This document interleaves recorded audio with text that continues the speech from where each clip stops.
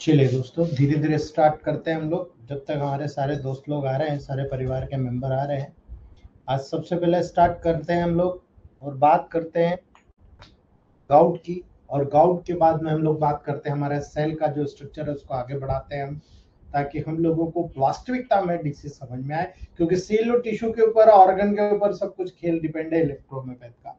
पूरा इलेक्ट्रोमैथ का सिस्टम इसी के बेस पर काम कर रहा है। क्योंकि ऑर्गन्स के बारे में हम नहीं जानेंगे तो हम उसके बारे में कुछ भी ऑर्गेनिक रेमेडी का उपयोग ही नहीं कर पाएंगे दोस्तों। इसलिए हम लोग यहाँ पर समझने की कोशिश करेंगे। सबसे पहले आज डॉक्टर राकेश भारद्वाज जी ने बहुत ब्रिलियंट काम किया। जो उनकी बच्ची को बर्थडे की शुभकामनाएं और साथ में आपको गाड़ी की मुबारकबाद। बहुत बहुत बधाई आपको।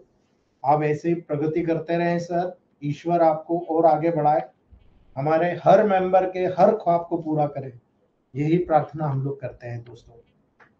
चलिए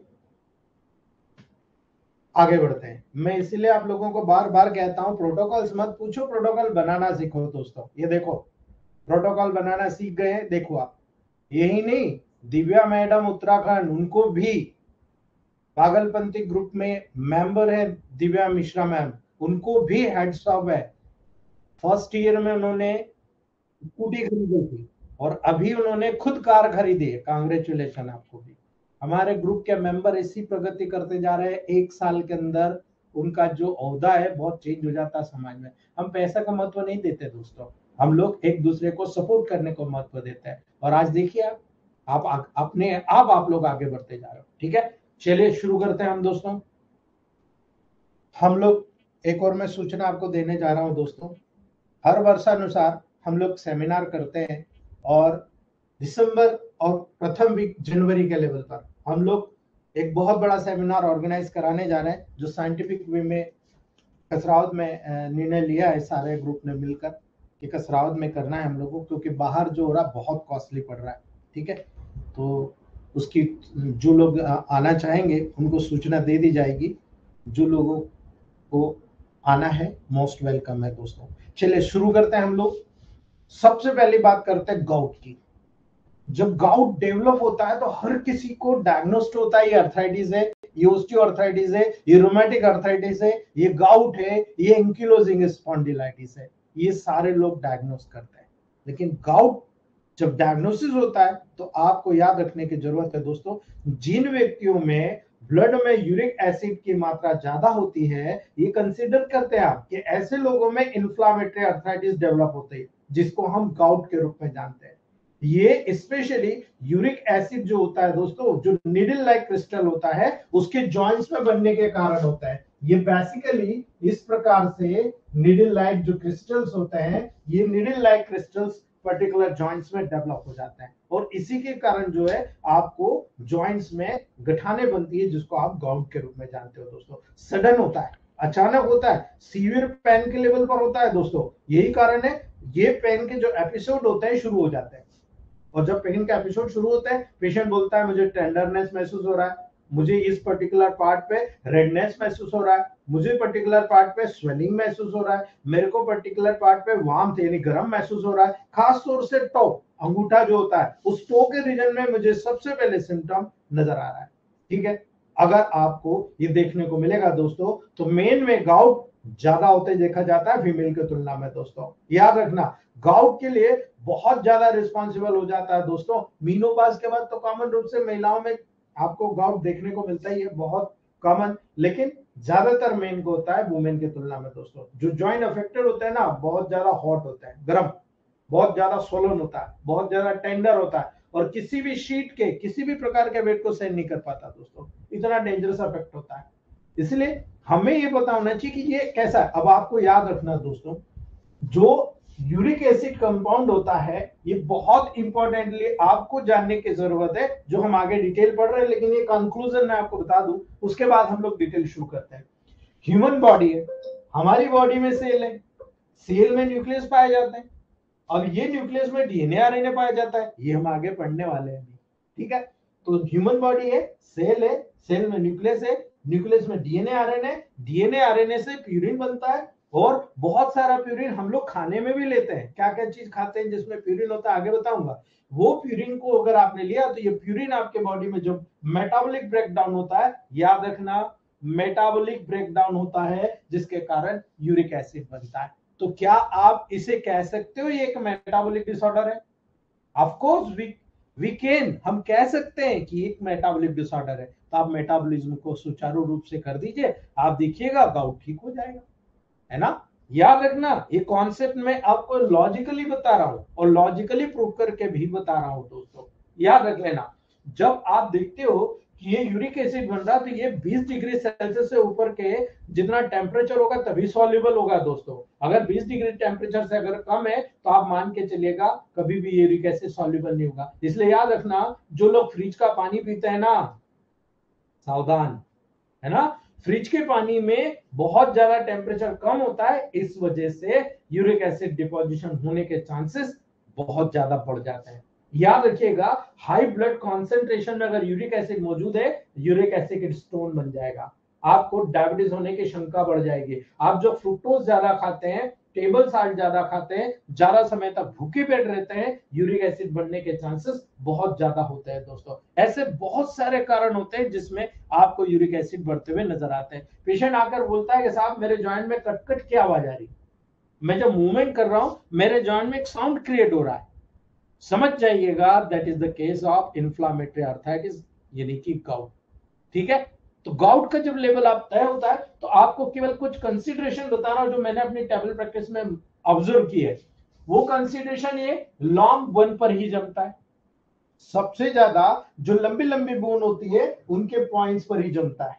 ठीक है, पहली बात। दूसरी बात, यहां पर यूरिक एसिड क्रिस्टल या सॉलिड के रूप में जमा होता है और जब वो वहां पर चुभता है तो बहुत ही सीवियर पेन टेंडरनेस के लेवल पर आपको देखने को मिलता है।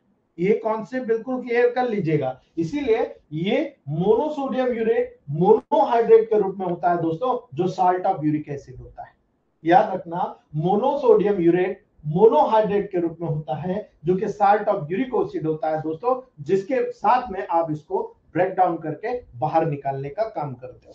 अगर ये कॉन्सेप्ट आपको क्लियर है तब आगे जो मैं प्रोटोकॉल ये बता रहा हूं, ये प्रोटोकॉल्स 100% प्रूवन प्रोटोकॉल्स हैं जो हमारे ग्रुप के काफी मेंबर ने D2 के लेवल पर प्रूवन किया। C6A1 F1 Ver1G D2 alternate A3P2 WeD2, ये दो D2 को चलाने से 15-15 दिन में यूरिक एसिड का लेवल लो कर दिया। ठीक है, याद रखिएगा आपको कॉन्सेप्ट क्लियर करना पड़ेगा। वाई, हर चीज में वाई लगा होना चाहिए, क्यों हो रहा है ऐसा, क्यों होने के लिए आइए, मोस्ट वेलकम। याद रखिए गाउट एक इंफ्लामेटरी डिसीज है, ठीक है, जो कि मोनोसोडियम यूरेट मोनोहाइड्रेट क्रिस्टल, ठीक है, इसके डिपॉजिट होने के कारण होती है दोस्तों। अब ये कहां डिपॉजिट होता है, मैंने आपको बताया पॉइंट्स के लेवल पर यानी कि जॉइंट्स के लेवल पर, करेक्ट। ठीक है, याद रखना इसी के कारण red hot tender Solan joint हो जाता है। ठीक है, और विद इन हार्स जब इसके अंदर डेवलप होता है, जब उत्पन्न होता है तो एक गाउटी अटैक होता है, और गाउटी अटैक रिकरेंट होता है, बहुत सीवियर पेन होता है दोस्तों। आप मूवमेंट नहीं कर सकते, अगर मूवमेंट करेंगे आपको कटकट का साउंड होगा, आपको बहुत ज्यादा रगड़ होगा। और अंडरलाइन कॉज जो होता है दोस्तों वो होता है हाइपोयूरिमिया। ठीक है, हाइपोयूरिमिया के लेवल पर होता है। जब हाइपोयूरिमिया होगा अर्थात यूरिन का फ्लो बहुत कम हो रहा है, याद रखिएगा उस कंडीशन में यूरिन में ब्लड में यूरिन में यूरिक एसिड नहीं जाएगा, ब्लड में यूरिक एसिड का डिपोजिशन बढ़ जाएगा। इसी के परिणाम स्वरूप एक शार्प निडल लाइक क्रिस्टल्स होते हैं दोस्तों, उसके रूप में फॉर्मेशन होता है इस रूप में। और इसीलिए ऐसे एरिया में होता है दोस्तों जहां पर स्लो ब्लड फ्लो होता है। अब आप देख लो बॉडी में कौन से एरिया जहां स्लो ब्लड फ्लो होता है, लेग्स में। ठीक है, ऐसे जॉइंट्स में इवन किडनीज में भी, किडनी का जो ट्यूबल्स होता है वहां पर भी, यानी किडनी के ट्यूबल्स में भी जाकर डिपॉजिट हो जाता है। इसलिए तो यूरिक एसिड स्टोन बहुत कॉमन रूप से हिंदुस्तान में बन रहा है। ठीक है, याद रखना ये शार्प क्रिस्टल फॉर्मेशन जब हो गया, धीरे धीरे रिपीटेड गाउटी एपिसोड के कारण जॉइंट टिश्यू लगातार डिस्ट्रक्ट होता रहता है। जॉइंट के जो टिश्यूज होते हैं वो लगातार डिस्ट्रक्ट होते रहते हैं दोस्तों, और इसी के परिणाम स्वरूप इन्फ्लामेटरी अर्थराइटिस डेवलप होता है। ठीक है, याद रखना दोस्तों, ये यूरिक एसिड कहां से आता है, इसको समझना बहुत जरूरी है। अगर आपने इसको समझ लिया, आप इसको क्योर करने में देर नहीं लगाएंगे दोस्तों। ठीक है, प्यूरिन्स हमने पढ़ा। प्यूरिन अब कहां से आया? ह्यूमन बॉडी है, इसमें सेल पाया जाता है, न्यूक्लियस होता है, न्यूक्लियस के अंदर डीएनए आरएनए होता है, डीएनए आरएनए जब टूटता है तो प्यूरिन बनता है। ये तो हमारी बॉडी में हो रहा है। इसके अतिरिक्त हम खाने वाले बहुत सारे फूड्स खा रहे हैं जिसमें आपको प्यूरिन मिलता है। बहुत सारे फूड होते हैं जिसमें प्यूरिन मिलता है। अगर वो आप खा रहे हैं और आपकी बॉडी में भी प्यूरिन से एक्स्ट्रा प्यूरिन बन रहे हैं और मेटाबॉलिक ब्रेकडाउन होगा तो ये यूरिक एसिड में कन्वर्ट हो जाएगा। ठीक है, याद रखना प्यूरिन जो कि पिरामिडिन्स के साथ साथ बहुत ही कॉमन नेचर में पाया जाने वाला नाइट्रोजन कंटेनिंग, याद रखना दोस्तों, हेट्रोसाइट्स होता है। नाइट्रोजन कंटेनिंग हिस्ट्रोसाइट्स होते हैं। ये हेट्रोसाइट एक मॉलिक्यूलर रिंग के जैसे होते हैं दोस्तों, और मॉलिक्यूलर रिंग के होने के कारण ऐसे साइकिल जिसमें डिफरेंट टाइप्स ऑफ एटम्स होता है। यानी यहां पर जब आप इसके साइक्लिंग करते हैं इस प्रकार से यहां पर आपको साइक्लिंग देखने को मिलेगी। ठीक है, यहां पर पर्टिकुलर एक जगह छोड़कर आपको मॉलिक्यूल्स नजर आएंगे, तो ये पिरामिडिन्स होता है। ठीक है, इसी में अगर डबल मॉलिक्यूल जुड़ जाए वो स्पेशल, अगर यहां पर आप इस प्रकार से जोड़ दो, ठीक है, तो ये आपको नजर आएगा दोस्तों, जहां पर दोनों साइड आपको नाइट्रोजन कंटेंट जुड़े हों, यहां पर आपको इस प्रकार से मॉलिक्यूल्स नजर आए और यहां पर हाइड्रोजन आयन जुड़ा हो, ये होता है प्यूरिन्स। और अगर सिंगल ये होता है, ये पिरामिडिन्स होता है। इसलिए याद रखना ये मोनोक्लियर है ना, याद रखना मॉलिक्यूलर रिंग्स के रूप में आपके बॉडी में पाए जाते हैं। और इसी के साथ यानी प्यूरिन के साथ साथ पिरामिडिन्स भी डीएनए और आरएनए जैसे जो न्यूक्लिक एसिड होते हैं दोस्तों, वहां पर की कंपोनेंट्स होते हैं, इसके मेन कंपोनेंट्स होते हैं दोस्तों। और जब इन सेल्स का न्यूक्लिक एसिड के साथ साथ बॉडी के माध्यम से ब्रेक डाउन होता है ना, ये आसानी के साथ कन्वर्ट हो जाते हैं दोस्तों प्यूरिन्स में, और ये प्यूरिन यूरिक एसिड में कन्वर्ट हो जाता है। एक मॉलिक्यूल जो ब्लड में फिल्ड आउट होता है, ब्लड में फिल्ड आउट हुआ और यूरिन में एक्सक्रीटेड हो जाता है।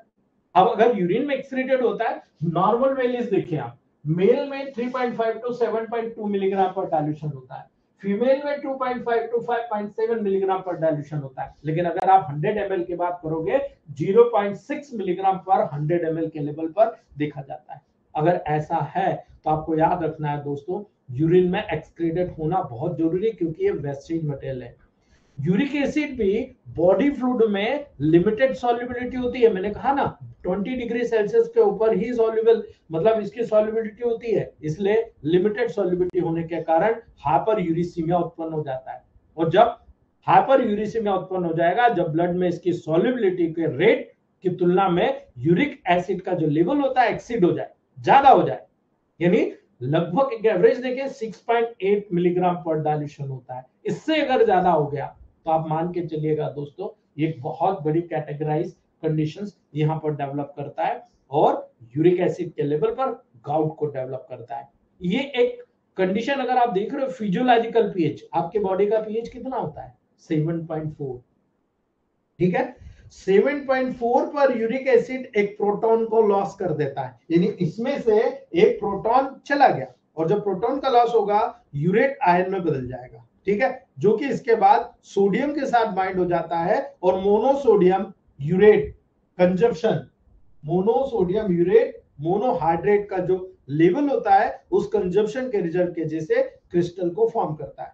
ठीक है, जब हम प्यूरिन रिच फूड्स खाते हैं, अब प्यूरिन रिच फूड कौन सा होता है आपको याद रखना है? शेलफिश।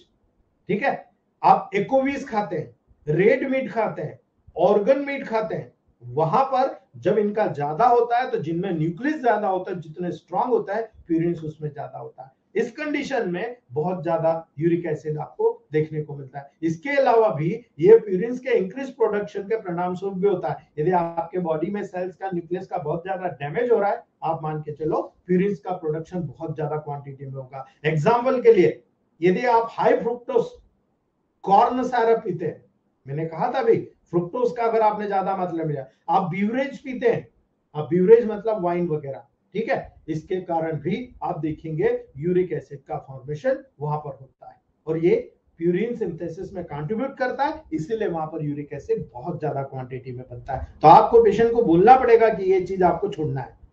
ठीक है, दूसरा तरीका होता है दोस्तों यूरिक एसिड के डिक्रीज क्लियरेंस से फॉर्म होता है, यानी बन तो रहा है, मेटाबॉलिक ब्रेकडाउन तो हो रहा है, लेकिन नॉर्मल आपकी बॉडी से किडनी के माध्यम से वॉश आउट हो रहा, लेकिन किडनी काम नहीं कर रही, ठीक है, डिक्रीज क्लियरेंस हो रहा है, उसके कारण आपके बॉडी में यूरिक एसिड फॉर्म हो रहा है, इसके परिणाम स्वरूप डिहाइड्रेशन से, ठीक है, यानी जो लेडीज या जो जेंट्स पानी कम पीता है, डिहाइड्रेशन होता है, उसमें यूरिक एसिड की मात्रा आपके बॉडी में जरूरत से ज्यादा डेवलप हो जाएगी। यदि आप पर्याप्त मात्रा में पानी नहीं पीते हैं, अल्कोहलिक बेवरेज का कंजप्शन करते हैं ज्यादा से ज्यादा, ठीक है, ये दोनों वो कंडीशन होती है कि यूरिक एसिड आपकी बॉडी में प्रेसिपिटेट होना शुरू हो जाता है। मेरा एक फ्रेंड है, डॉक्टर है, एमबीबीएस एमएस सर्जन है, वाइफ छोड़ के चली गई, दूसरी वाइफ लाया, 2 साल बाद करंट लगकर उसके ससुराल में उसकी भी डेथ हो गई, उसके बाद शादी नहीं करता, उसके बाद वो वाइन बहुत पीने लगा, और जब वाइन पीने लगा उसको बहुत ज्यादा यूरिक एसिड का डेवलपमेंट हुआ, मेरे पास आया, उसके पास कोई ट्रीटमेंट नहीं था, सब ट्रीटमेंट करके थक गया, मैंने उसको यही शर्त रखी कि तू ये छोड़ दे, तेरे को पता है, बोले पता है, पर मैंने उसकी छुड़वाई, और आज 6 महीने 12 दिन 13 दिन का ट्रीटमेंट के बाद में आज ओके, आज फर्स्ट क्लास सर्जरी कर रहा, अन्यथा वो खड़ा रहकर सर्जरी नहीं कर पा रहा था दोस्तों। ये कंडीशन हो जाती है यूरिक एसिड के लेवल पर, अल्कोहल ब्यूरेज के लेवल पर दोस्तों। याद रखना, इस प्रकार के फूड्स को रेगुलरली खाते हो दोस्तों, तो इसके कारण ओबेसिटी और डायबिटीज हो जाती है, याद रखना। इसीलिए दोनों ही गाउट के रिस्क फैक्टर होते हैं, अगर आप जरूरत से ज्यादा मात्रा में खाएंगे वो भी निकाल नहीं पाएंगे, वो भी, ये दोनों के दोनों कंटेंट गाउट के रिस्क फैक्टर होते हैं। अब हमें बात करना है कि भाई ये हो क्या रहा, जब हाइपरयूरेसिमिया यहां पर डेवलप हो रहा है, तो याद रखना, कई बार कैंसर के पेशेंट में हमने देखा है, पहले कुछ नहीं था, लेकिन जब कीमोथेरेपी दी गई, रेडिएशन ट्रीटमेंट के कारण भी डेवलप हुआ, याद रख लेना, कीमोथेरेपी और रेडिएशन के परिणाम स्वरूप भी डेवलप हुआ है, इसीलिए सेल नॉर्मल रेट की तुलना में फास्टर रेट से डाई होती है। जब आप कीमोथेरेपी रेडिएशन करते हो, नॉर्मल रेट की तुलना में फास्टर रेट से डाई होती है, तो आप जानते हो जब डाई होगी तो ज्यादा से ज्यादा डीएनए आरएनए ब्रेक होगा, है ना, कुछ में कुछ जेनेटिक प्रीडिस्पोजिशन भी होता है दोस्तों, उसके कारण भी यूरिक एसिड का ओवर प्रोडक्शन आपको देखने को मिलेगा, और यही कारण है क्रॉनिक किडनी डिसीज में भी यूरिक एसिड का एक्सेस करने में वो अनेबल हो जाएगी, किडनी के रीनल ट्यूबल्स में वो डिपॉजिट हो जाएगा और स्टोन का निर्माण करेगा। फाइनली कुछ मेडिसिन भी होती है दोस्तों, देखिए कि थाइजाइड, डायरेटिक्स, एस्प्रिन, जो कि यूरिक एसिड लेवल को इंक्रीज करने का काम करता है, इसीलिए ऐसे तमाम पेशेंट जो इस प्रकार की कंडीशन को लेते हैं, उन लोगों में आसानी के साथ गाउट की रिस्क डेवलप हो जाती है दोस्तों, ठीक है। याद रखना दोस्तों, गाउट फुट के फर्स्ट मेटाटार्सल जॉइंट को प्राय अफेक्ट करता है, बिग टो यानी अंगूठा, बिग टो को, बैस को भी अफेक्टेड करता है, इसलिए जब ये होता है, इस कंडीशन को दोस्तों याद रखना, ये बहुत इंपॉर्टेंट कंडीशन है जिसको हम बोलते हैं पोडाग्रा, ठीक है, इस कंडीशन को बोलते हैं पोडाग्रा। पोडाग्रा में क्या होता है, बिग टोज के अंदर, यानी ये पांव है आपका, ये अंगूठा है, ठीक है, यहां पर आपको उभार के साथ, दर्द के साथ स्वेलिंग नजर आती है दोस्तों, ठीक है, और इस कंडीशन को पोडाग्रा के नाम से जाना जाता है, और ये फर्स्ट मेटाटार्सल बोन के लेवल पर सबसे ज्यादा आपको देखने को मिलता है। अगर आप पोडाग्रा की बात करते हो, तो पोडाग्रा में क्लासिकली अगर आप देखते हो, एक पर्सन स्लिप से भी उड़ जाता है, इतना पेन होता है दोस्तों, अगर वो सोया हुआ है और मूवमेंट करने में अचानक उसने पांव को टेढ़ा कर लिया, आप देखो तुरंत वो उठ के बैठ जाएगा, क्यों, क्योंकि बहुत ही सीवियर पेन उसको वहां पर होता है, ऐसा फील होता है कि उसका बिग टो में फायर हो रहा है, बर्निंग सेंसेशन होता है, पेशेंट बोलता है, लेकिन आप समझते नहीं, पेशेंट बोलता है आपको कि मुझे बर्निंग सेंसेशन हो रहा है, आप तुरंत समझ जाओ। किसी ऑस्टियोआर्थराइटिस में हमने बात नहीं करी, रोमेटिक आर्थराइटिस में हमने बर्निंग की बात नहीं करी, यहाँ पर बहुत ही सीवियर बर्निंग सेंसेशन होता है, एक पर्टिकुलर शीट का वेट भी वो सहन नहीं कर पाता दोस्तों, इतना पेनफुल होता है, और अटैक के इमीडिएटली बाद दोस्तों ये दर्द इतना सीवियर हो जाता है कि घंटों तक बना रहता है, नींद नहीं आती, पेशेंट अपने पाँव को पकड़कर बैठा रहता है, और जनरली ये सिम्टम धीरे धीरे आते हैं, परंतु डिस्कम्फर्ट, स्वेलिंग कई वीक तक, कई दिनों तक बना रहता है दोस्तों, और इतना डेंजरस होता है कि कई लोग सुसाइडल टेंडेंसी में चले जाते हैं, क्योंकि ट्रीटमेंट आइबुप्रोफेन के अलावा कोई नहीं, आइबुप्रोफेन दे दिया जाता है या हाई पेन किलर दे दिया जाता है, किडनी खराब होता है, ठीक है, और जब तक पेन किलर लेगा जब तक ठीक, जैसे पेन किलर बन गया फिर से सबसाइड होकर फिर से डेवलप हो जाता है। याद रखना दोस्तों, गाउट केवल इन्हीं जॉइंट्स पे नहीं होता, इसके अलावा बहुत सारे जॉइंट्स को भी अफेक्ट करता है, जैसे ankle joint, knee joint, wrist joint, elbow joint, ये भी अफेक्टेड होते हैं दोस्तों। ठीक है, ये इन्फ्लामेशन डब्ल्यूबीसी के द्वारा भी होता है दोस्तों, जो इस साइट पर माइग्रेट करती है ताकि यूरिक एसिड को एलिमिनेट करने में मदद कर सके, क्योंकि यूरिक एसिड की वजह से वहां पर इन्फ्लामेशन हो रहा है और उस इन्फ्लामेशन पर डब्ल्यूबीसी आकर उसको एलिमिनेट करने का काम कर रही है दोस्तों। इसीलिए वहां पर जो प्रो इन्फ्लामेटरी वहां पर जो पर्टिकुलर केमिकल कलेक्ट हो गए वो प्रो इन्फ्लामेटरी केमिकल्स होता है, उन केमिकल्स को रिलीज करती है दोस्तों। और स्पेशल आपको पता है, कल भी मैंने डिस्क्राइब किया था, फिर बताता हूं, साइटोकाइंस को रिलीज करते हैं। ठीक है, और ये साइटोकाइंस फिर इन्फ्लामेटरी प्रोसेस को डेवलप करता है और इस इन्फ्लामेटरी प्रोसेस के कारण वहां पर डीजनरेशन, डिस्ट्रक्शन आपको देखने को मिलता है। ठीक है, वहां पर वो सेल निकल जाएगी, दूसरी सेल वहां पर डिपोजिट हो। यहां पर जब आप ट्रीटमेंट की बात करते हो दोस्तों, तो केवल और केवल पेन, स्वेलिंग का डिक्रीज करने पर फोकस किया जाता है मॉडर्न साइंस के द्वारा। इसीलिए non steroidal anti inflammatory medicine, antacid like ibuprofen या नेपोक्सेम सोडियम का उपयोग किया जाता है। ठीक है, कभी कभी तो कार्टिकोस्टेरॉइड का भी उपयोग कर देते हैं दोस्तों। ठीक है, याद रखना, यहां पर जो कोल्चिसिन होता है जो कि एक इंफ्लामेटरी इफेक्ट रखता है दोस्तों, जो कि ब्लड सेल्स माइग्रेशन के इनहिबिट करने के द्वारा लंबे समय तक यूज करने पर पेन को रिड्यूस रखता है। लेकिन याद रखना दोस्तों, यहां पर अगर आप इलेक्ट्रोमेकेनिकल ट्रीटमेंट की बात करोगे, यू कैन क्योर इजीली। बहुत सिंपल बोल रहा हूं, you can cure easily, done, डंके के चोट पर आप कर सकते हो दोस्तों। डाइट को मॉडिफाई करिए, सबसे पहले पानी ज्यादा से ज्यादा पीना, सोडा, अल्कोहल, रेड मीट को अवॉइड करना है, ओबेसिटी को प्रिवेंट करना है, याद रखना किडनी को क्लियर करना है। रिपीटेड गॉडी अटैक के कारण दोस्तों क्रॉनिक गाउट डेवलप होता है, जो कि एक प्रकार का आर्थराइटिस होता है, जिसमें जॉइंट्स, टिश्यू का डिजनरेशन, डिस्ट्रक्शन होता है और परमानेंट जॉइंट डिफॉर्मिटी डेवलप हो जाती है, परमानेंट। लेकिन अगर आप इलेक्ट्रोमेकेनिक्स पे बिलीव करते हो, अपने आप पे बिलीव करते हो, तो मैं चैलेंज करता हूं दोस्तों, आपकी तरफ से करता हूं, आप किसी भी गाउट के पेशेंट में निराश नहीं होंगे। जब भी क्रॉनिक गाउट होगा, प्राय यूरिक क्रिस्टल का परमानेंट डिपॉजिट हो जाता है, जिसको आप बोलते हो टॉफी। याद रखना दोस्तों, यहां पर जब इस प्रकार से डेवलप होता है, उसको आप बोलते हैं टॉफी।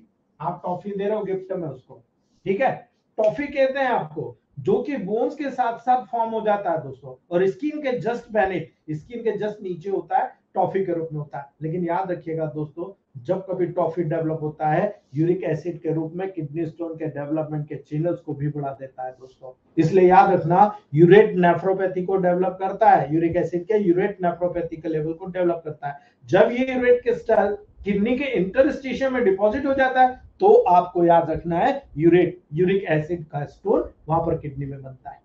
ठीक है, याद रखिएगा, पूरी की पूरी प्रोसेस में मेटाबॉलिक डिसऑर्डर सबसे इंपॉर्टेंट है। आपके पास मेटाबॉलिक डिसऑर्डर ड्रॉप है ना, D5 में उड़ा दीजिए आप। इन प्रोटोकॉल के साथ में कंटिन्यू हर पेशेंट को दीजिए आप D5 में, आप देखिएगा पूरा बैलेंस कर देगा। ठीक है, और बैलेंस करेगा डंके के चोट पर। सबसे पहले आपको जादू दिखाना है, उसके बाद में आपको कोई दूसरा प्रोटोकॉल सिलेक्ट करना है दोस्तों। जादू क्या दिखाना चाहते हो आप, किस तरह का दिखाना चाहते हो, मैं वो उस तरह का आपका प्रोटोकॉल सेट करता हूं। सबसे पहले C6A1 F1 वर1 G को D2 में फ्रीक्वेंटली 15-15 बूंद 4 बार, A3 P2 WE D2 में 15-15 बूंद 4 बार, C4 S5 L1 A3 वेन1 second dilution. ये 3 प्रोटोकॉल दीजिएगा, साथ में स्पेशल पेन क्योराइल या particular C7 F2 S5 WB का D4 में ऑयल बना के अमृत धारा डाल के अच्छी तरीके से सिखाइएगा दोस्तों।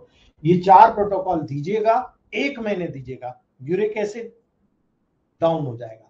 देन रिकवरी के स्टेज पे लाने के लिए ये दीजिएगा, जॉइंट की डिफॉर्मिटी दूर करना है, S5C5 Win1 WBG।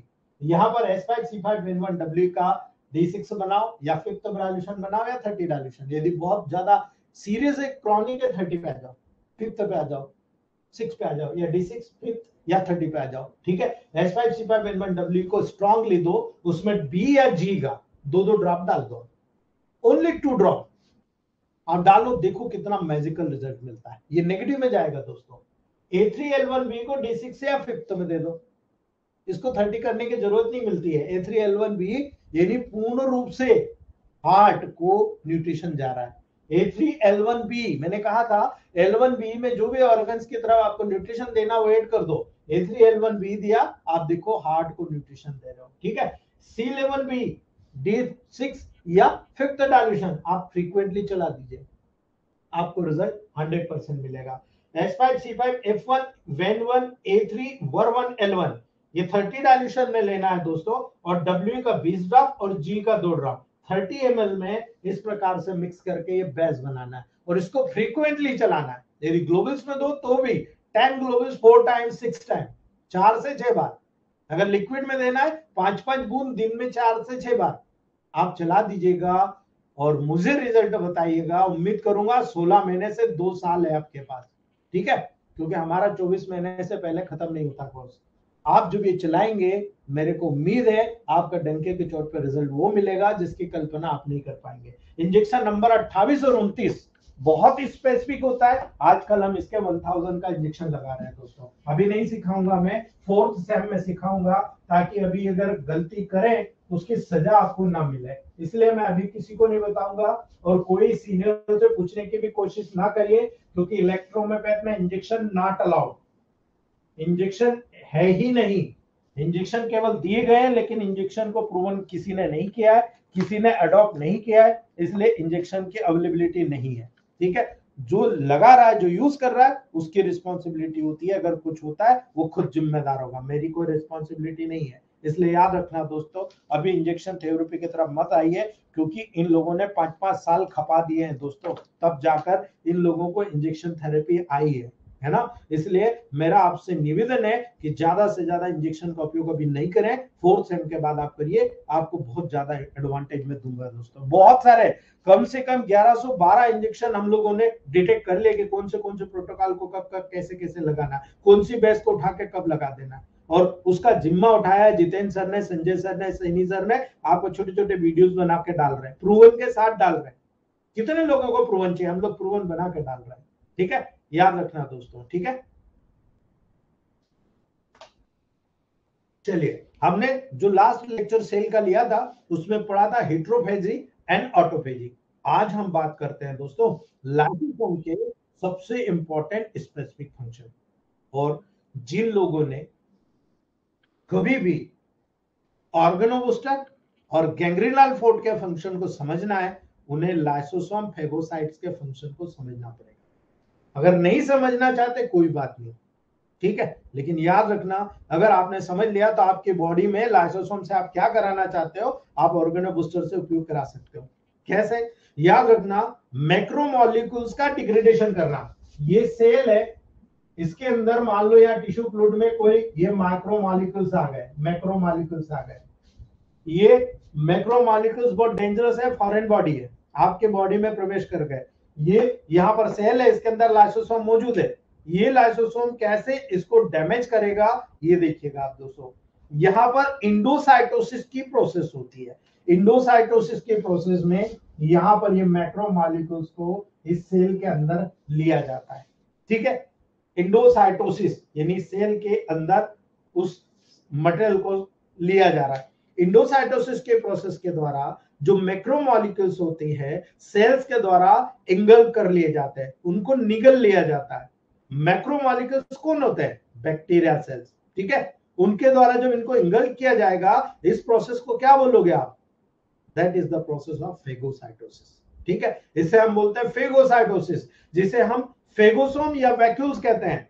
ये जिस सेल के द्वारा जनरेट हो रहा है उसको हम फेगोसोम या वैक्यूल्स कहते हैं, जो इसको यहां पर निगल लेता है, ठीक है। अन्य जितने भी मैक्रोमोलिक्यूल्स होते हैं, जिनको हम पिनोसाइटोसिस या रिसेप्टर मीडिएटेड इंडोसाइटोसिस होती है उसके माध्यम से अंदर लेते हैं, जिनको हम इंडोसोम्स कहते हैं। ये क्या प्रक्रिया होती है, आगे में पूरा इंडोसाइटोसिस, ऑस्मोसिस, ये सब मैं बताने वाला हूं दोस्तों। अभी केवल इतना समझिए कि 2 तरीके होते हैं, या तो इनको वैक्यूल्स के रूप में बनाकर सेल के अंदर ले लिया जाए, या सेल के ऊपर कोई रिसेप्टर होता है वो इसको कनेक्ट कर ले, इसके साथ इसको कॉम्प्लेक्स बनाए और कॉम्प्लेक्स बना के अंदर ले ले। ये पूरी प्रोसेस यहाँ पर जनरेट होती है दोस्तों, ठीक है। ये दोनों तरह से होती है, इसको हम बोलते हैं इंडोसाइटोसिस, ठीक है। जो कैरेक्टर लाइसोसोम का है, उसके अकॉर्डिंग लाइसोसोम दो प्रकार का होता है, प्राइमरी लाइसोसोम, सेकेंडरी लाइसोसोम। ठीक है, प्राइमरी बॉडी में जितनी भी चीजें ना सब इनएक्टिव फॉर्म में, अगर एक्टिव फॉर्म में होती तो बॉडी कोई डैमेज कर सकती थी, ये इनएक्टिव फॉर्म में, इसीलिए ये प्राइमरी लाइसोसोम भी जो फेगोसोम होता है दोस्तों या एंडोसोम होता है उसके साथ फ्यूज होता है, तब जाकर सेकेंडरी वहां पर दोस्तों पर्टिकुलर लाइसोसोम में जनरेट होता है। ठीक है, याद रखना प्राइमरी लाइसोसोम इनएक्टिव होता है, लेकिन जब वो फेगोसोम या एंडोसोम के साथ फ्यूज हो जाता है तब सेकेंडरी लाइसोसोम कहलाता है दोस्तों। ये सेकेंडरी लाइसोसोम एसिडिक होता है, याद रखना एसिडिक बात कर रहा हूं, एसिड डाल रहा हूं आप किसी चीज पे क्या करोगे, है ना, याद रखना दोस्तों ये लाइसोसोम एसिडिक होता है और ये लाइसोसोमल एंजाइम्स एक्टिवेटेड हो जाता है दोस्तों। और जब लाइसोसोमल एंजाइम एक्टिवेटेड होगा, बैक्टीरिया या अन्य जितने भी मैक्रोमोलेक्यूल्स होते हैं इन एंजाइम्स के द्वारा डिग्रेडेड हो जाते हैं, डाइजेस्ट हो जाते हैं और वहां से इनका नामो निशान मिटा दिया जाता है दोस्तों। याद रखना बॉडी के डिफेंस मैकेनिज्म में लाइसोसोम्स का बहुत बड़ा रोल है, इसलिए सेकेंडरी लाइसोसोम में इस प्रकार के जितने भी डिग्रेडेड वेस्ट प्रोडक्ट होते हैं बहुत ज्यादा होते हैं दोस्तों। ठीक है, वो इसको मूव करता है साइटोप्लाज्म के माध्यम से वहां पर सेल मेम्ब्रेन के साथ फ्यूज होकर। ठीक है, और एक्सोसाइटोसिस के द्वारा, यानी यहां पर उसने डैमेज कर दिया और एक्सोसाइटोसिस के, इंडोसाइटोसिस मतलब अंदर आना, एक्साइटोसिस मतलब बाहर जाना, सेल के बाहर निकाल देता है, एलिमिनेट कर देता है टिश्यू ब्लड में, और वेस्ट प्रोडक्ट के माध्यम से दोस्तों सेल के वेस्ट प्रोडक्ट के माध्यम से उनको वहां से बाहर निकाल दिया जाता है। That is the process. तो आप मुझे बताइए ऑर्गेनो बूस्टर और गैंग्रीनल फोर्ट का कुछ काम समझ में आया आपको, है ना। हमने कहा C1 कहां काम करती है, आपको सेल पे काम करती है। ठीक है, तो सेल से रिलेटेड किसी भी डिग्रेडेटेड सिस्टम को, फैगोसाइटोसिस को या किसी भी हीलिंग को जनरेट कराना है, क्या आपका ऑर्गेनो बूस्टर ऐसा काम करेगा? नहीं करता है तो मुझे बताइए, करके देखिएगा, है ना, करके देखिएगा। अगर आप D4 में दे रहे हो न्यूट्रिशन करेगा, D5 में दे रहे हो बैलेंस करेगा, D6 में दे रहे हो नेगेटिव जा रहा है, लेकिन ये आप याद रखिएगा क्रॉनिक लेवल पर। जब डिजनरेटिव डिस्ट्रक्टिव डिसीज आएगी D7 D8 D9 का रोल होगा। यदि यहां पर कोई डिजनरेशन डिस्ट्रक्शन हो रहा है, यानी लाइसोसोम का फंक्शन आपको जनरेट कराना है, आप कहां जाओगे, आपको D7 के लेवल पर जाना। अरे कुछ नहीं है भाई, आप फिजियोलॉजी को समझ लो, प्रोटोकॉल बनाना और यूज करना आपके हाथ में, मुट्ठी में मक्खन दिया जा रहा है। आज हमारे भाई राकेश सर ने जो मुझे सम्मान दिया उसके लिए बहुत बहुत धन्यवाद, लेकिन आप अपने लेवल पर आप खुद अपने आप से मोटिवेटेड होकर वहां पहुंचे हो। मैंने तो आपको पढ़ाया है, आपने समझा, अपना दिमाग लगाया, आज कमा रहे हैं। ठीक है, तो ये चीज आपके हाथ में दोस्तों। मेरे को तो आप 22 महीने 24 महीने बाद भूल जाओगे, लेकिन यही चीज बताई हुई आपको याद रहेगी कि पाटीदार ने बताया था कि ऐसा काम करता है। ठीक है, बस यही काम आएगा, बाकी कोई काम नहीं आएगा, याद रखना दोस्तों। दूसरी बात करते हैं, degradation of worn out organelles. अब अगर ये किसी मैक्रोमोलेक्यूल्स को मार रहा है तो क्या आपके सेल के अंदर बहुत सारे ऑर्गन है, कवरिंग वाले ऑर्गन है, कभी वो टूट गए तो क्या होगा, वो भी एक वेस्ट मटेरियल के रूप में पड़े रहेंगे, है ना। तो उनको भी डिग्रेड करना है, उनको भी डिग्रेड करने का काम लाइसोसोम करेगा। जितने भी रफ एंडोप्लाज्मिक रेटिकुलम यहाँ पर सेल्स के आसपास पाए जाते हैं दोस्तों, वो जितने भी टूटे फूटे वर्न आउट ऑर्गेनेल्स होते हैं उनके चारों तरफ लपेट जाता है रफ एंडोप्लाज्मिक रेटिकुलम। ठीक है, जैसे कि दोस्तों माइटोकॉन्ड्रिया। ठीक है, mitochondria is a powerhouse of cells, लेकिन कई बार डैमेज हो जाता है। ठीक है, याद रखना ये ऑटोफेगोसोम्स बना लेते हैं और ये एक प्राइमरी लाइसोसोम एक ऑटोफेगोसोम्स के साथ फ्यूज हो जाएगा। और ये ऑटो होता क्या है दोस्तों, जिसे मान लो ये आपका माइटोकॉन्ड्रिया है, इस सेल के अंदर है ना। अब ये सेल के अंदर है, ये टूट गया किसी कारणवश, यहाँ से रप्चर हो गया, अब इसका काम खत्म हो रहा है, लेकिन ये वहां रहेगा तो बहुत नुकसान करेगा, तो पावर हाउस है ना। तो यहाँ पर क्या होता है, इंडोप्लाज्मिक रेटिकुलम इसको इस प्रकार से वहां पर अपने आप लपेट लेता है, ये ऑटोफेगोसोम बन जाता है। ये ऑटोफेगोसोम यहाँ पर लाइसोसोम से कनेक्ट होता है, फ्यूज होता है, सेकेंडरी लाइसोसोम यहाँ पर जनरेट हो जाता है। और ये सेकेंडरी लाइसोसोम जो बनेगा दोस्तों, ये सेकेंडरी लाइसोसोम में मौजूद जितने भी एंजाइम्स है ना, हमने पढ़ा था कि एक वैक्यूल बन रहा है, लाइसोसोम बन रहा है। ठीक है, तो ये एंजाइम्स एक्टिवेटेड हो जाएंगे और ये एंजाइम यहाँ पर दोस्तों ऑटोफेगोसोम को कंटेन करता है, उसको फेगोसाइटोसिस के प्रोसेस के माध्यम से डाइजेस्ट कर जाता है, उसको पचा जाता है और एनर्जी को जनरेट कर देता है। ठीक है, इसलिए याद रखना यहाँ पर removal of excess secretory products in the cell, ये बहुत बड़ा गुण है जो ऑर्गेनो बूस्टर का गैंग्रीनल फूड का है, आपको करते आना चाहिए। प्राइमरी स्टेज में है, सेल के अंदर है C1 ऑर्गेनो बूस्टर, जब टिश्यू फ्लूइड में है C2 ऑर्गेनो बूस्टर, जब मसल्स या लिगामेंट के लेवल पर आ रहा है, टेंडन्स के लेवल पर आ रहा है, ऑर्गेनो बूस्टर C3। ठीक है, आप अगर किसी हार्ड चीज के लेवल पर, ये सेल के लेवल पर, टिश्यू के लेवल पर, ऑर्गन्स के लेवल पर बहुत हार्ड हो गया, आपको C4 का यूज करना है। मिनरलाइजेशन कैपेसिटी कहीं पर इन्वॉल्व हो रही है, हार्डनेस ला रही है, C4 का यूज करना है। जब आपको ग्लैंडुलर सिक्रेशन के लेवल पर आ रहा है या बिल्कुल लास्ट स्टेज आ गई है, आपको C5 का उपयोग करना है। इसके बाद जितने भी ऑर्गेनो बूस्टर है ऑर्गन स्पेसिफिक है, ऑर्गन के लेवल पर C6 किडनी पे काम करेगा, बोन मेरो पे काम करेगा, C10 लीवर पे काम करेगा, इंटेस्टाइन पे काम करेगा, C15 स्टमक पे काम करेगा, रेक्टम पे काम करेगा, इंटेस्टाइन पे काम करेगा, C13 थॉट पे काम करेगा, बोन मेरो कैंसर पे काम करेगा, इवन लंग्स के लेवल पर काम करेगा, म्यूकस मेम्ब्रेन पे काम करेगा। बोलने की जरूरत है, C17 कहाँ काम करेगा, यूरिनरी ट्रैक्ट पे काम करेगा, है ना, यूरिथ्रा के लेवल पर काम करेगा, पेनक्रियास के लेवल पर काम करेगा, पूरी बॉडी के टॉक्सिसिटी को खत्म करने का, बाहर निकालने का काम करेगा। जब आपको ये छोटी छोटी चीजें समझ में आ रही है, यहीं से आएगी दोस्तों, है ना, यहीं से आएगी। इसीलिए याद रखना, removal of excess secretory products in the cell, आपके सेल के अंदर जितने भी एक्सेसिव सिक्रेटरी प्रोडक्ट्स बन जाते हैं, जो सिक्रेटरी ग्लैंड की सेल्स में मौजूद लाइसोसोम सिक्रेटरी ग्रैन्युल्स को डिग्रेडेशन करने के द्वारा जितने भी एक्सेसिव सिक्रेटरी प्रोडक्ट्स होता है उसको सेल से बाहर करने का काम करता है, एज इट इज जो आपका ऑर्गेनो बूस्टर काम करता है। करेक्ट, उम्मीद करूंगा ये एडवांस चीजें आपके माइंड में सेट होना चाहिए, बाहर नहीं निकलना चाहिए। ठीक है, मुझे पता है बहुत ज्यादा बाहर जा रही है। ठीक है, चौथी बात करते हैं हम, सिक्रेटरी फंक्शन। जब आपका ये सिक्रेटरी लाइसोसोम है, इसका सिक्रेटरी फंक्शन भी पाया जाता है, जिसको हम सिक्रेटरी लाइसोसोम कहते हैं दोस्तों, कुछ सेल में ही पाया जाता है। याद रख लेना, कुछ सेल में ही पाया जाता है, पर्टिकुलरली इम्यून सिस्टम की सेल में। अब आपको बोलने की जरूरत है, मैं एक एक चीज बता रहा हूं। ऑर्गेनो बूस्टर आपकी बॉडी का इम्यून डिफेंस सिस्टम होता है, इम्यूनिटी को डेवलप करता है। जब आप किसी पार्ट की, किसी ऑर्गन की, किसी सिस्टम की, किसी बॉडी की इम्यूनिटी को स्ट्रांग कर रहे हैं, आप रोग से मुक्त कर रहे हैं या नहीं कर रहे हैं, अपने आप से पूछ लीजिएगा आप दोस्तों। ठीक है, इसको हम बोलते हैं कन्वेंशनल लाइसोसोम। ये मॉडिफाइड हो जाता है और मॉडिफाइड होकर सिक्रेटरी लाइसोसोम के द्वारा सिक्रेटरी ग्रेन्यूल के साथ में कंबाइंड होता है। और जब सिक्रेटरी ग्रेन्यूल के साथ कंबाइंड होता है दोस्तों, तो पर्टिकुलरली याद रखिएगा, जिसमें सेल्स की पर्टिकुलर सिक्रेटरी प्रोडक्ट्स होते हैं उसमें कलेक्ट होता है। ठीक है, आपको पता है कौन सा होता है? अभी हमने अर्थराइटिस पढ़ा, हमने रोमेटिक अर्थराइटिस पढ़ा, हमने गाउट पढ़ा, हमने इन्फ्लामेशन पढ़ा।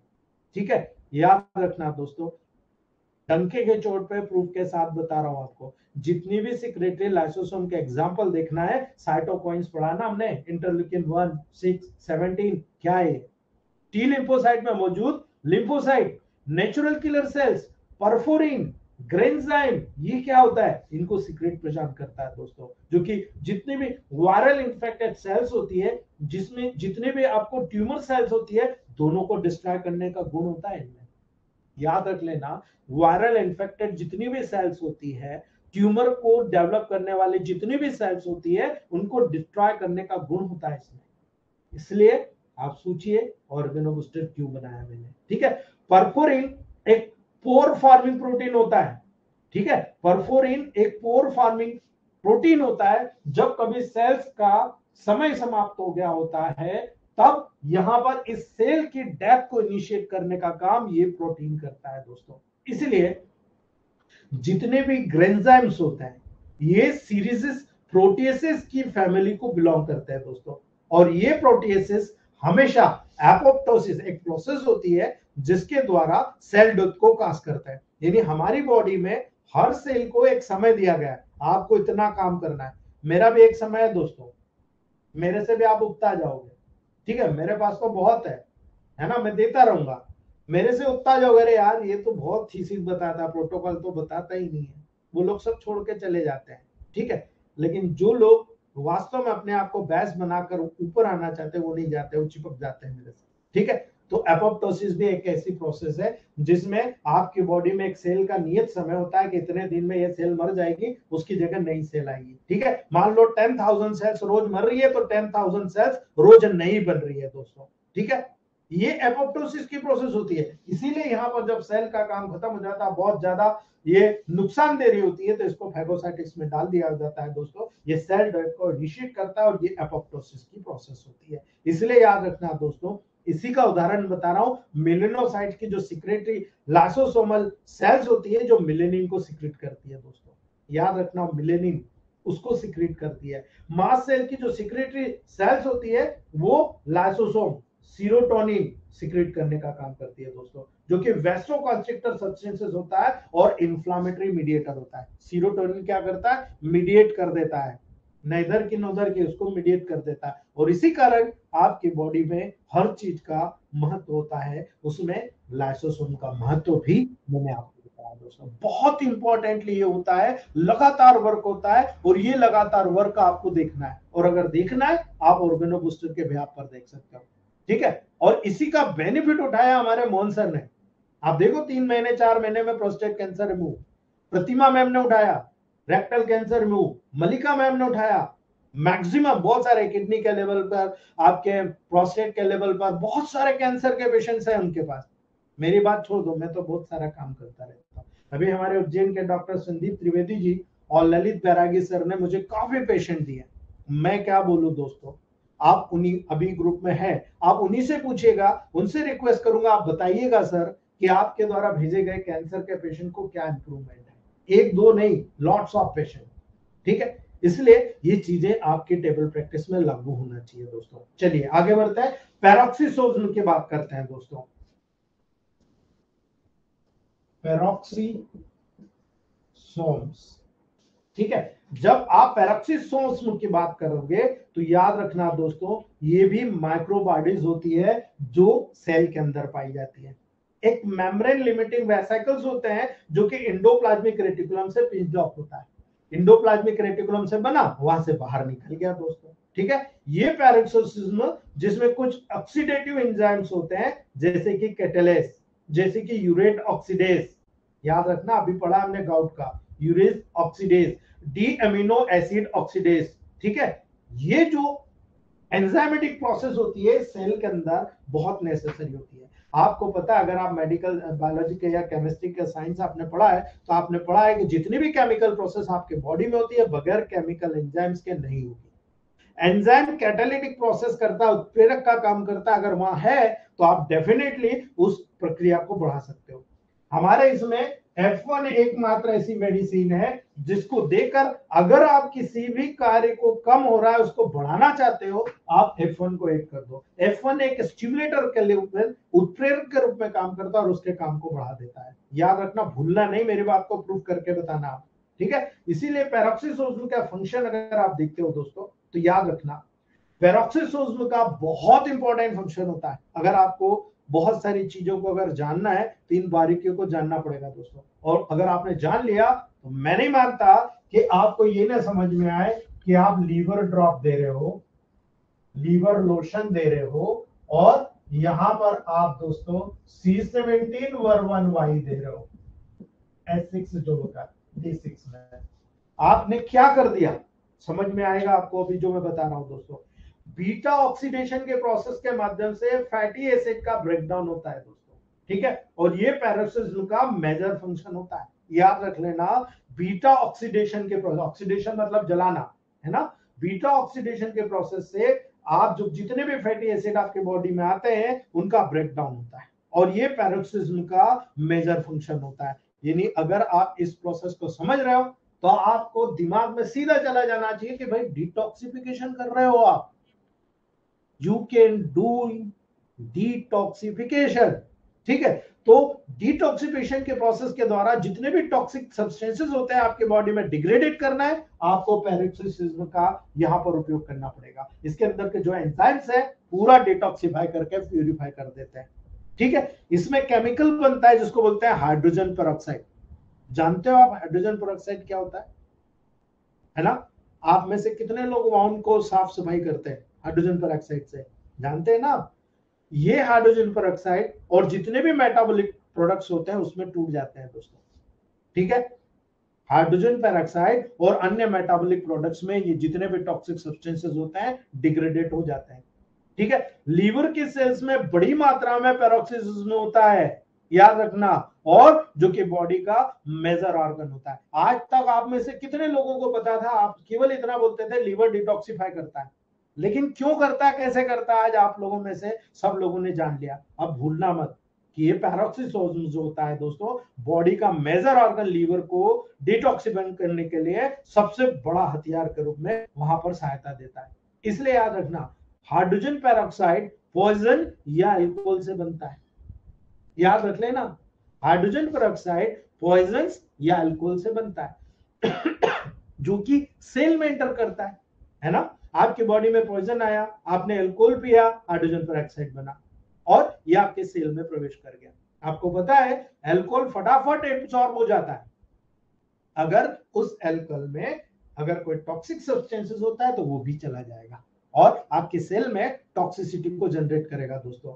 जब भी हाइड्रोजन पेरोक्साइड सेल्स में बनता है तब पेरोक्सिसोज में रप्चर हो जाता है, ठीक है। अब इसके अंदर जब रप्चर हुआ तो जितने भी ऑक्सीडेटिव एंजाइम्स होते हैं वो धीरे धीरे रिलीज होते हैं और ये ऑक्सीडेटिव एंजाइम जब रिलीज होगा दोस्तों, ये ऑक्सीडेसेस जो हाइड्रोजन पेरोक्साइड होता है उसको डिस्ट्रॉय करता है दोस्तों। और ये एंजाइम जो हाइड्रोजन पेरोक्साइड को प्रोड्यूस करता है दोस्तों, उसके प्रोडक्शन के लिए बहुत नेसेसरी होता है। इसलिए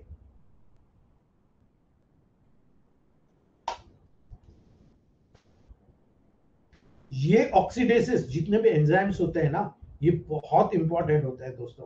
क्यों? क्योंकि याद रखिएगा, सेल में ऑक्सीजन का यूटिलाइजेशन की मेजर साइट का निर्माण करना है तो वहां से वेस्टर्न मॉडल को बाहर निकालना पड़ेगा। मेटाबॉलिक वेस्ट को अगर बाहर निकालेंगे तभी वहां पर स्पेस बनेगी, तभी वहां पर एनर्जी की डिमांड आएगी और जब एनर्जी आएगी तो सेल में ऑक्सीजन का यूटिलाइजेशन मेजर साइट का निर्माण पेरोक्सिज्म करता है दोस्तों, ठीक है। फेट से ग्लूकोनियोजेनेसिस को एक्सेलरेट करने का काम करता है। यदि आपके बॉडी में फैट जमा है उसको ग्लूकोनियोजेनेसिस करेगा, तोड़ेगा और उससे वहां पर दोस्तों उसको एक्सेलरेट करने का काम करेगा, उससे एनर्जी का वहां पर जितने भी प्रोसेस होती है उस लेवल पर काम कराने का काम करेगा। प्यूरिन को यूरिक एसिड में डिग्रेडेट करने का काम भी ये पैरोक्सिज्म करता है, इसलिए यहां पर पहला रोल लीवर के मेडिसिन का है, ठीक है। यही तो प्रूवन है। आप कैसे समझोगे कि यहाँ S5 का क्या रोल है भाई, कैसे कर रहे हो आप, ठीक है। तो याद रखने की जरूरत है, प्यूरिन्स को यूरिक एसिड में डिग्रेडेट करना, तोड़ना, यही काम करेगा। तो आप उसको तोड़ो और बाहर निकालो, तोड़ो और बाहर निकालो, यानी डिटॉक्सिफिकेशन करो, ठीक है। माइलिन के फॉर्मेशन में प्रेसिपिटेट करने का काम करता है दोस्तों, ठीक है। इसीलिए बाइल एसिड के फॉर्मेशन में भी रोल प्ले करेगा। अब बाइल एसिड यानी लीवर, हम जब लीवर पढ़ेंगे बताऊंगा आपको बाइल एसिड का फॉर्मेशन में रोल कितना इंपॉर्टेंट होता है पेरोक्सिज्म का, और इसीलिए बहुत इंपॉर्टेंट रोल होता है इसका। और ये रोल इतना साइंटिफिकली प्रूवन है दोस्तों, जिसके माध्यम से हम बहुत आसानी से इस पेरोक्सिज्म का उपयोग करके liver drop, liver lotion, H6C17 का उपयोग करके पूरी बॉडी को डिटॉक्सिफाई कर सकते हैं, ठीक है।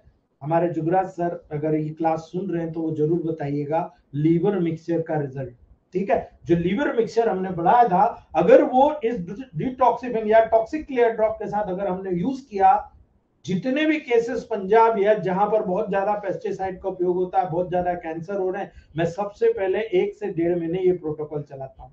इसके माध्यम से बॉडी की जितनी भी टॉक्सिसिटी होती है, सारे डिटॉक्सिफिंग एंजाइम्स जो होते हैं वहां पर सब उनको बाहर निकाल देते हैं, पूरी टॉक्सिक मटेरियल को बाहर निकाला जाएगा, तब वहां पर एक लीजेंडरी वर्क शुरू होता है दोस्तों। वो होता है almost detoxification and growth of body, ठीक है, याद रखना। नेक्स्ट बात करते हैं हम दोस्तों सेंट्रोसोम एंड सेंट्रियोल्स, ठीक है। सेंट्रोसोम और सेंट्रियोल्स आपके सेल के न्यूक्लियस के पास में पाए जाते हैं। जब सेल्स का मल्टीप्लिकेशन होता है, एक सेल से 2 सेल बनती है, जब सेंट्रोसोम और सेंट्रियोल्स का रोल होता है दोस्तों। याद रखना, सेंट्रोसोम और एक मेम्ब्रेन बाउंड सेलुलर ऑर्गेनेल ही होता है, जो कि हमेशा सेल के साइड में, सेंटर में सिचुएटेड रहता है, बिल्कुल न्यूक्लियस के क्लोज में होता है दोस्तों। इसमें दो सिलेंड्रिकल स्ट्रक्चर पाए जाते हैं जिसको हम सेंट्रियोल्स कहते हैं दोस्तों, ठीक है, ये भी प्रोटीन का बना होता है। और सेंट्रियोल्स सेल डिवीजन के द्वारा क्रोमोसोम के मूवमेंट के रिस्पॉन्सिबल होता है। आपको पता है कि सेल के अंदर न्यूक्लियस में क्रोमोसोम है, ठीक है, आपको पता है कि 46 क्रोमोसोम है, 23 इस सेल में, 23 इस सेल में, ठीक है, वहां डिवाइड, तो सबसे पहले वहां मल्टीप्लीकेशन होता है, ठीक है, मल्टीप्लीकेशन हुआ और मल्टीप्लीकेशन होकर 23 पेयर इधर, 23 पेयर इधर, इस प्रकार से वहां पर एक सेल से दो सेल का मल्टीप्लिकेशन होता है, उसमें सेंट्रोसोम और सेंट्रियोल्स मेन होता है, ठीक है। लास्ट हम पढ़ते हैं दोस्तों सिक्रेटरी वेसिकल।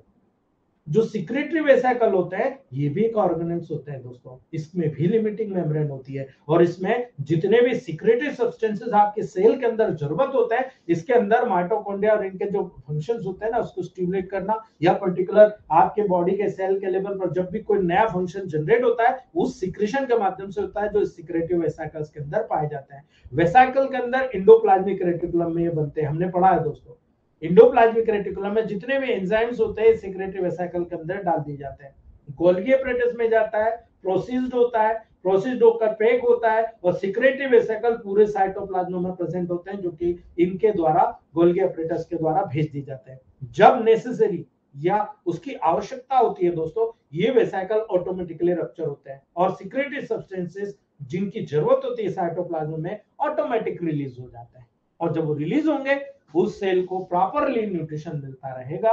इसी वेसिकल के माध्यम से जो एक्स्ट्रा ऑर्डिनरी मटेरियल होता है उसको वेसिकल के रूप में क्लोज कर दिया जाता है और गोल्गी एपरेटस के द्वारा साइटोप्लाज्म में छोड़ दिया जाता है। जब जरूरत होती है आपको वहां पर उस सिक्रेटरी वेसिकल के माध्यम से जितने भी सिक्रेशन की जरूरत होती है उसको उपयोग कर लिया जाता है और सेल अपनी हेल्थ स्टेटस में बना रहता है दोस्तों। ये जितने भी ऑर्गन्स थे छोटे छोटे ये सब मैंने बता दिए। Now we are studied about mitochondria. याद रखिएगा दोस्तों माइटोकॉन्ड्रिया बहुत इंपॉर्टेंट है।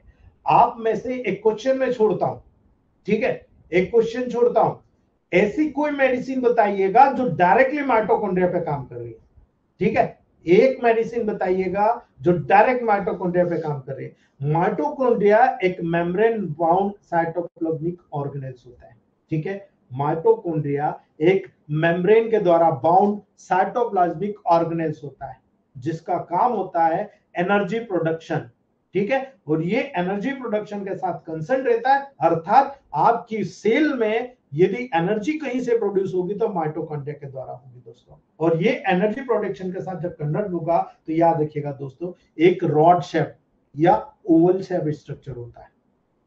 कल हम इसको बना के समझेंगे तो ज्यादा अच्छा है, अभी केवल इंट्रोडक्शन देख रहे हैं। इसका डायमीटर 0.5 to 1 माइक्रोन होता है, 0.5 से 1 माइक्रोन होता है और हमेशा बाय लेयर्ड मेम्ब्रेन के द्वारा कवर्ड रहता है दोस्तों। इसकी बाय लेयर मेम्ब्रेन होती है, अर्थात ये जो माइटोकॉन्ड्रिया बनता है इस प्रकार से बनता है और यहाँ पर इसकी इस प्रकार से बाय लेयर होती है, ठीक है, डबल लेयर होती है दोस्तों। और यहाँ पर हर जगह पर आप जाओगे इस प्रकार से आपको सिस्टर्नीज निकलती हुई नजर आएगी दोस्तों, ठीक है। कल इसका हम पूरा डिटेल स्टडी करेंगे कि यहाँ पर ये क्यों होता है, इसमें क्या क्या चीज पाई जाती है, ठीक है। ये बाय लेयर मेम्ब्रेन के द्वारा, ये जो डबल लेयर है डबल लेयर मेम्ब्रेन के द्वारा कवर्ड रहते हैं, ठीक है। आउटर लेयर जो होती है इसकी बाहरी लेयर होती है आउटर मेम्ब्रेन बहुत स्मूथ होती है दोस्तों, और जो माइटोकॉन्ड्रिया के कंटेंट होती है उसको अपने अंदर रखती है दोस्तों। इसलिए याद रखिएगा इस मेम्ब्रेन का बहुत बड़ा महत्व है। इस मेम्ब्रेन में डिफरेंट प्रकार के एंजाइम्स पाए जाते हैं, याद रख लेना इस मेम्ब्रेन के अंदर बहुत सारे एंजाइम्स पाए जाते हैं। इनमें से एक एंजाइम आपके मुंह पे रटा हुआ होगा दोस्तों, एसिटाइल कोएंजाइम ए, ठीक है, याद रखना acetyl coenzyme A, synthetase, glycophosphatase, acetyl transferase, ये जितने एंजाइम्स होते हैं ये बहुत एक्टिव एंजाइम्स होते हैं जो हर मेटाबॉलिक प्रोसेस में इन्वॉल्व होते हैं। इन एंजाइम्स की अनुपस्थिति में मेटाबॉलिक प्रोसेस गड़बड़ हो जाती है। क्यों?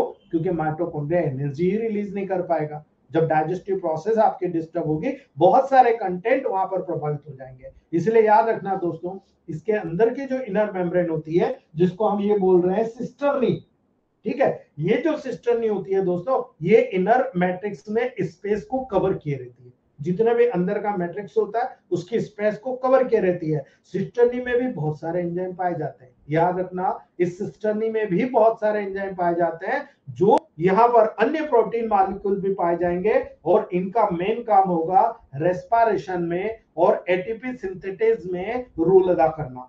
यानी एटीपी को बनाना, जब आप एटीपी को सिंथेसाइज करेंगे, यानी आपको मैंने, अगर आपको याद हो दोस्तों, मैंने बताया था, आपने खाना खाया, ऑक्सीडेशन हुआ, ऑक्सीजन की उपस्थिति में, एंजाइम्स की उपस्थिति में, सबसे पहले एटीपी बना, ठीक है। ये मेटाबॉलिक प्रोसेस में एटीपी बनाने का काम माइटोकॉन्ड्रिया करता है, इसीलिए रेस्पिरेशन में ऑक्सीजन आया, एटीपी का प्रोडक्शन माइटोकॉन्ड्रिया कर रहा है, और यही कारण है इस प्रकार के फंक्शन के साथ कारण एंजाइम्स और अन्य प्रोटीन मॉलिक्यूल्स जो सिस्टर्नी में होते हैं दोस्तों, ये एक कलेक्टिवली रेस्पिरेटरी चेन या फिर इलेक्ट्रॉन ट्रांसपोर्ट सिस्टम का निर्माण करते हैं दोस्तों। और ये इतना इंपॉर्टेंट कैरेक्टर होता है दोस्तों, जिसके बारे में जानना आपके और मेरे लिए बहुत जरूरी है। अगर आपने किसी को एनर्जी देना है, किसी के वीकनेस को दूर करना है, तो माइटोकॉन्ड्रिया को स्ट्रांग करना पड़ेगा, और आपको पता करना पड़ेगा इलेक्ट्रोमेग्नेटिक ऐसी कौन मेडिसिन है जो डायरेक्ट माइटोकॉन्ड्रिया पे काम कर रही है। आपको ये देखना पड़ेगा एंजाइम्स अन्य प्रोटीन्स की रेस्पिरेटरी चेन से क्या लिंक है। आपको ये देखना पड़ेगा सक्सिनिल डिहाइड्रोजिनेज एंजाइम क्या होता है, डाइहाइड्रो निकोटिनामाइड एडेनाइन डाइन्यूक्लियोटाइड यानी NADH क्या होता है, ये डिहाइड्रोजिनेज एंजाइम होता है।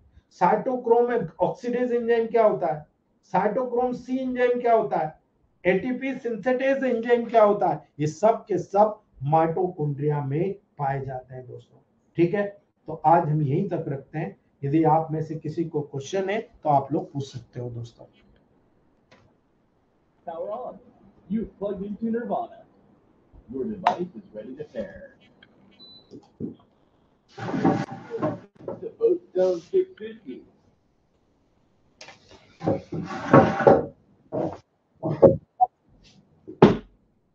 जी मुकेश कुमार सैनी जी, सैनी जी। सर नमस्कार। नमस्ते सर, कैसे हो? बढ़िया सर, आप सुनाइए। बस बढ़िया सर, बोलिए। सर एक जबरदस्त फीडबैक मिला है, एक जी लड़की थी 22 साल की, जी ब्रेस्ट सिस्ट थी उसको, जी और ब्रेस्ट सिस्ट के साथ साथ उसको प्रॉब्लम एक थी कि को पीरियड होते थे जी, तो बेहोश हो जाती थी। अच्छा, और ब्रेस्ट सिस्ट के लेवल पर डॉक्टरों ने ये बोला कि इसका जो है ऑपरेशन कराना पड़ेगा, 50,000 रुपए का इंतजाम कर लो।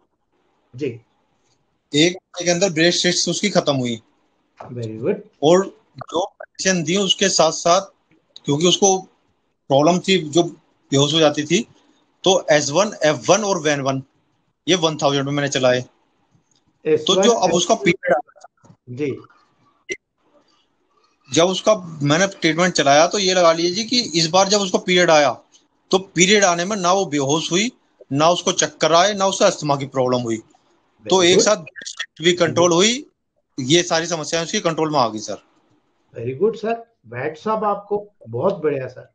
थैंक यू सर, सब आपकी गाइडलाइन में कर रहे हैं सर, आपके बिना कुछ नहीं कर सकते दबा सर, के आप करो जी, बहुत बढ़िया। Thank you sir. जी बहुत बढ़िया सर, आप लोगों के दम पे तो ग्रुप की फैमिली सारे लोग देखो दम मार के काम करेंगे सर, देखना आप क्या शानदार रिजल्ट लेकर आएंगे सारे लोग। बिल्कुल सर, बिल्कुल। जी जी, डॉक्टर एस के शाहजहान पाकुर सर, झारखंड से। Good evening sir. Good evening. Hello. जी सर बोलिए। हाँ सर, एक गो सर ये फीडबैक था सर।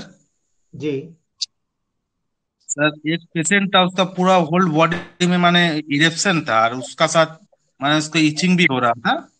जी तो जी उनको हमने S1000 और VEN1000 का एक डोज दिए थे। जी उसके बाद स्किन 1 और स्किन 2 दिए थे, और साथ में C330 दिए थे आवरली। तो जी ठीक हो गया, ये खुजली भी चला गया था। लेकिन कल जो है उस पेशेंट ने मछली खा लिया था, तो आज जो है उसका टोटल उभर के आ गया।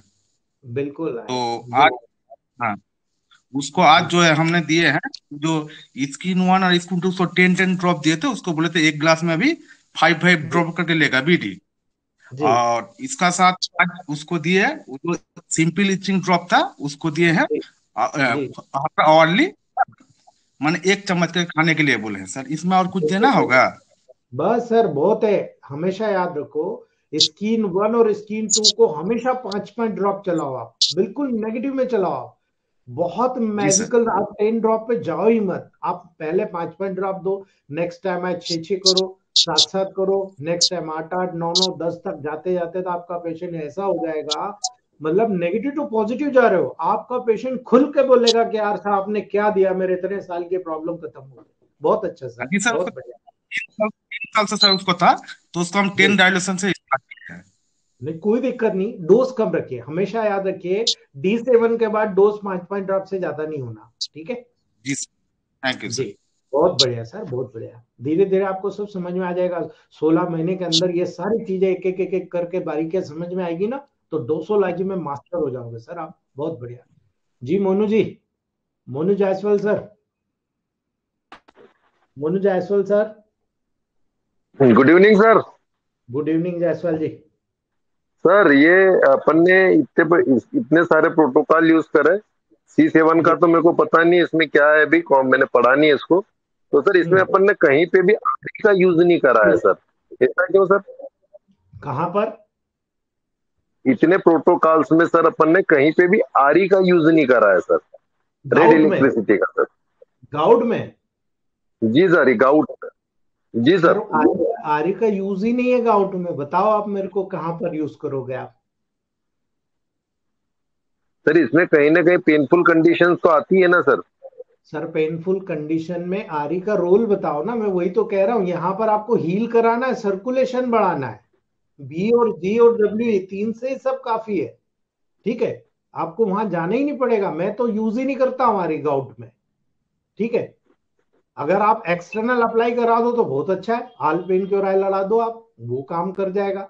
लेकिन मैं कभी भी आरी को यूज नहीं करता हूं यहाँ पे। आप करके देखो, विदाउट आरी ठीक करके बताओ, मैं गारंटी लेता हूं, ठीक है। Okay sir, thank you. जी। जी Nirala sir, doctor S K Nirala sir. नमस्ते सर। नमस्ते। सर स्किन 1 और स्किन 2 ये सर 147 से चलेगा या 19 से? सर ये बेस है, इसको आप 147 से चलाएंगे तो अमृत का काम करेगा, आप 19 से चलाएंगे कोई दिक्कत नहीं है, वो भी काम करेगा, लेकिन डोज कम रखिएगा आप, सर ठीक है। रिजल्ट किस में अच्छा आएगा, 19 से या 147 से? सर 19 में तो आप करके देख लो, मैजिक आएगा, मैं तो सीधे बोल रहा हूं आपको, बहुत डीप में जाकर काम करेगा, जड़ घोल के बाहर निकाल देगा, ठीक है। जी। एक्जिमा में करके देखो आप, मजा नहीं आए तो बोल देना, पैसे वापस, नहीं ठीक है। सर 147 से जिसे हम करते हैं एक जीमा में 30 से चालू करते हैं और जी फिर लास्ट में आके थर्ड पे बंद कर देते हैं। जी थर्ड सेकंड जात जात सर ठीक हो जाता है। बिल्कुल, बिल्कुल सर ठीक वही होगा। सर वही से राय बिल्कुल। ले रहे थे आपसे कि 147 चलाएं या 19 चलाएं स्किन सर डिजीज में? 147 चलाओ, देखो सर स्किन डिसीज में जितना नेगेटिव जाओगे ना उतना परफेक्ट रिजल्ट आएगा। अभी देखो सर ने ही बताया ना, S1 वेनोन 1000 दिया, ठीक है। जी जैसे रिजल्ट आया, क्विक रिजल्ट आया, आप जितना नेगेटिव जाओगे स्किन में उतना बेटर रिजल्ट आएगा आपको, ठीक सर है। एक तो और सवाल थे, जी जिसे सर पैन में आपने बताया था जो ब्रह्मास्त्र दिया है general tonic D6 S5 C4 C3 RE, जी जी यदि सर हम इसको जो जनरल टॉनिक D6 में S5 C4 C3 RE चला रहे हैं हम्म। सर, उसको यदि एक माह हम सर इसी तरह चला के या दूसरा माह सर सभी मेडिसिन को S1L1A3 F1WE S5 C4 C3 RE sir, हम्म। यदि सर इसको D7 में हम पूरा कर दें उसके बाद D8 D9 D10 में सर जाए तो फिर? सर उसका बहुत सिंपल सा तरीका मैं बता रहा हूँ। जब भी आप शुरू करोगे ना, 30 ml में 30 ड्रॉप जनरल टॉनिक के डाल लेना, ठीक है। जी करेक्ट। ये हो गया, स्ट्रोक मार लो इसको, ऊपर से आप S5 C4 C3 RE को डालकर हल्का सा हिला के दे दो, एक तरीका। दूसरा तरीका, जब आप अगली बार आएगा पेशेंट को, आप इसी में 35 ड्रॉप डालो, जनरल टॉनिक है। अगली बार आए 40 ड्रॉप डाल लो। आप 5-5 ड्रॉप या तो बढ़ाते जाओ, अगर आपको स्ट्रॉन्ग करना है तो बढ़ाते जाओ, और अगर आपको डायल्यूशन बढ़ाना है तो कोई दिक्कत नहीं, 30 की जगह 25 ड्रॉप डालो, अगली बार आए 20 ड्रॉप डालो, अगली बार आए 15 ड्रॉप डालो। ठीक है, मैंने एक रेशियो बताया था, अगर आपने शुरू में देखा हो। हाँ सर, देखे हैं देखे हैं। 50 ड्रॉप डालोगे D4, 40 ड्रॉप डालोगे D5, 30 ड्रॉप डालोगे D3, तो मतलब थर्ड। ठीक है, और ऐसे करके आप वहां पर बढ़ाते चलो। ठीक है, जैसे जैसे फर्स्ट सेकंड थर्ड आप 15 ड्रॉप डालोगे, आपका ये फिफ्थ हो गया। आप 9 ड्रॉप डालोगे, ये 10th हो गया। इस प्रकार से ये फार्मूला है कि आप डायरेक्टली बनाना चाहे तो ऐसे बनाओ, स्ट्रोक उठाओ, S5 C4 C3 RE डालो, हल्का सा मिक्सिंग 5-10 बार करो और दे दो पेशेंट को। नहीं सर, मेरा कहने का मतलब सर ये था, जिसे हम D6 में तो उसको न्यूट्रिशियन दे दिए S5 C4 C3 RE डाल के। हाँ, सर एक माह यदि हम इसको D6 में चला देते हैं न्यूट्रिशियन डाल के ऊपर से S5 C4 C3 RE, हम्म, और यदि सर हमको लगा कि नहीं इससे पावर और हमको बढ़ाना है, ऊपर जाना है, हाँ, तो इसको सर सारी दवा को D7 में हम कर सकते हैं इसमें, जिसे बिल्कुल करो। इक्वल मात्रा में S1 L1 A3 F1 WE S5 C4 C3 RE totally D7 में। सर फिर मतलब क्या रहेगा, किस ऑर्गन की तरफ भेज रहे हो आप? मैं वही तो हिंदी में समझाया आपको, ऐसा नहीं कर सकते आप, जी जी। है ना। जी अजीत विश्वास सर, डॉक्टर अजीत विश्वास।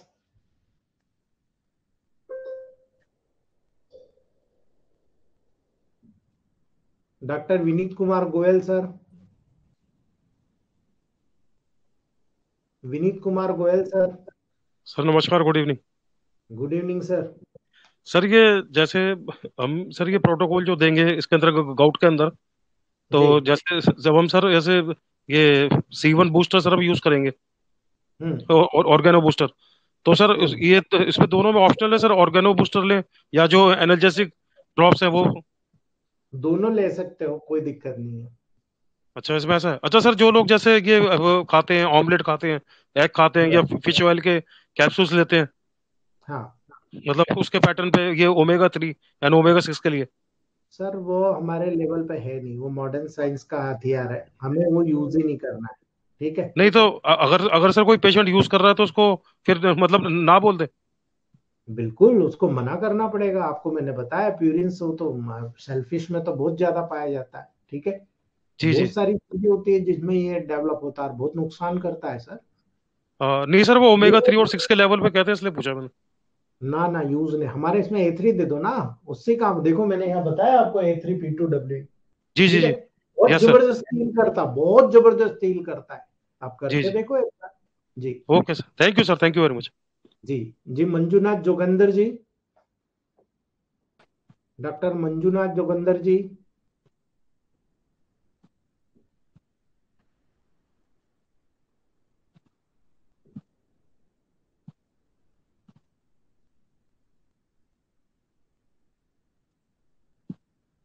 हेलो। चलिए दोस्तों, हम यही रखते हैं आज। ओके।